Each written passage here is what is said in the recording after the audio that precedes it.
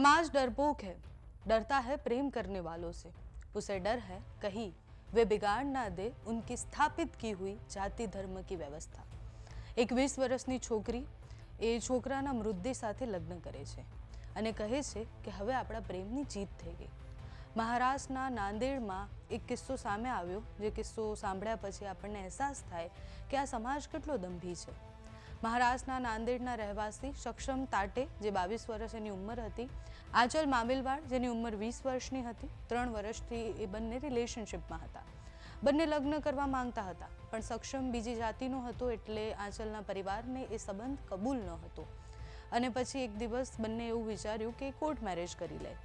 આંચલના પિતાને ખબર પડી કે એ બંને કોર્ટ મેરેજ કરવાના છે, તો એના ભાઈ અને એના પિતાએ એવું કહ્યું કે અમારે સક્ષમને મળવું છે અને પછી પ્લાન ગોઠવી અને સક્ષમને મળવા ગયા અને ત્યાં નિર્દયતાથી સક્ષમને મારી નાખ્યો। એ 20 વર્ષની છોકરી 22 વર્ષના છોકરાની ભૂલ એટલી કે પ્રેમ કર્યો એમણે, અને પ્રેમ કરતા એમણે એ ન જોયું કે એમની જાતિ કઈ છે। આપણો સમાજ કેટલો દંભી છે। એક તરફ આપણે જાતિના બંધનથી બહાર આવવાની વાત કરીએ છીએ, બીજી બાજુ આવા અનેક કિસ્સાઓ આપણી સામે છે। સમાજને પહેલાથી જ પ્રેમથી બહુ જ તકલીફ છે, દુશ્મન જ રહ્યું છે। બે લોકો પ્રેમ કરતા હોય અને પછી એમને કેવી રીતના અલગ કરવા, એના માટે બધું જ કરી નાખે છે। એ હદે કરી નાખે કે કોઈને મારી પણ નાખે। એ હદે ભૂત સવાર થઈ જાય કે આમને અલગ કરવા છે તો આ રીતના બર્બરતાથી, નિર્દયતાથી કોઈને મારી નાખે। પણ સક્ષમના મૃત્યુ પછી આંચલના પરિવારે જે વિચાર્યું હતું એવું ન થયું। સક્ષમના મૃત્યુ પછી પોસ્ટમોર્ટમ બાદ સક્ષમનો મૃતદેહ જ્યારે ઘરે આવ્યો ત્યારે આંચલ પણ ત્યાં પહોંચી। તે સક્ષમના મૃતદેહ પાસે બેસી અને રડી। આ પછી તેણે સક્ષમના મૃતદેહ સાથે લગ્નની વિધિઓ કરી। આંચલે પોતાના જ હાથે સક્ષમના મૃત શરીર પર હળદર અને સિંદૂર લગાવ્યું। એ જ સિંદૂરથી આંચલે પોતાની માંગ ભરી। આંચલે સક્ષમનો હાથ પકડી અને માંગમાં સિંદૂર ભર્યું। આંચલે સક્ષમના મૃતદેહ સાથે લગ્ન કર્યા।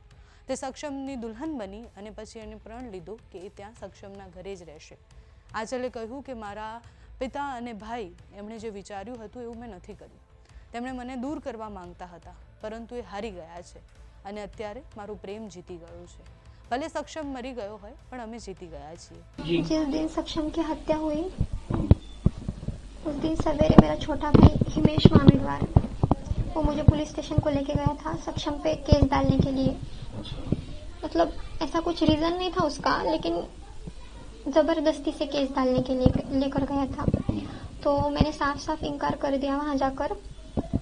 तो वो जो 3-4 जो पुलिस वाले हैं वो मेरे भाई को बोल रहे थे कि तो इसको उसको मार के यहाँ पर आता है, जिसका मैटर है उसको मारना, फिर उसको मार के हमारी तरफ आ। तो मेरा छोटा भाई उनको बोला कि ठीक है, आज शाम तक उसको मार के ही आपको मुंह दिखाऊंगा। पुलिस वालों ने कहा था? हाँ, वो पुलिस वाले हमारे घर पे भी आते थे पहले। क्यों आते थे? पैसा लेने के लिए। अच्छा। एमपीडी के केस में ऐसा कुछ नहीं था, लेकिन हाँ, जब मेरी उतनी उम्र नहीं थी ना, 18 प्लस नहीं थी मैं, इसलिए मेरे घर वालों ने मुझे इमोशनल ब्लैकमेल करके उसके ऊपर केस डालने को लगाए। फिर कुछ दिनों बाद जब मेरा 18 कंप्लीट हो गया, 15-20 दिन में होने वाला था 18 कंप्लीट, फिर मैं अकेली कोर्ट में जाकर वो केस पीछे लेकर आई। એક તરફ સરકાર ઇન્ટરકાસ્ટ મેરેજને પ્રોત્સાહિત કરવા માટે અલગ અલગ યોજનાઓ બનાવી રહી છે, પ્રમોટ કરવા માટે બહુ જ બધું કરી રહી છે। બીજી બાજુ સમાજમાં ઓનર કિલિંગના કિસ્સાઓ પણ વધી રહ્યા છે અને આ માત્ર દેખીનતી વાત નથી। આપણે બહુ જ બધી વાર જ્યારે ગુજરાતમાં પણ નજર કરીએ એટલે બનાસકાંઠાથી લઈને ખેડા અને એવા બહુ જ બધા ઉદાહરણ મારા મગજમાં અત્યારે આવી રહ્યા છે કે જેમાં એક છોકરી કોઈ છોકરાને પ્રેમ કરે છે અને પછી છોકરાને મારી નાખવામાં આવે છે, કાં તો એ છોકરીને મારી નાખવામાં આવે છે, એ પણ એના પરિવારના લોકો જ એને મારે છે।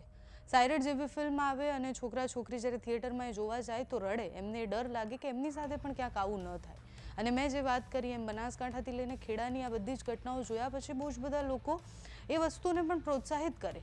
એ લોકો કોમેન્ટમાં એવું લખવા આવે કે હા, છોકરીએ આવું કર્યું છે તો એની સાથે આવું જ થવું જોઈએ, બરાબર છે। જો દીકરી મા બાપ પરથી ઉપરવટ જઈ અને આવું કંઈ કરે છે તો એની સાથે આવું જ થવું જોઈએ।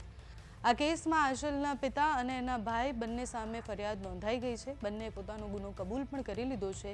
પોલીસ આગળની કાર્યવાહી કરવાની છે. તમારું આ મામલે શું માનવું છે અમને કમેન્ટ્સમાં જણાવજો. અત્યારે આ વિડીયોમાં બસ આટલું. જો તમે અમને યુટ્યુબ પર જોઈ રહ્યા હોય તો સબસ્ક્રાઇબ કરજો, ફેસબુક પર જોઈ રહ્યા હોય તો ફોલો કરજો, અમારા વિડીયોને લાઇક અને શેર કરજો.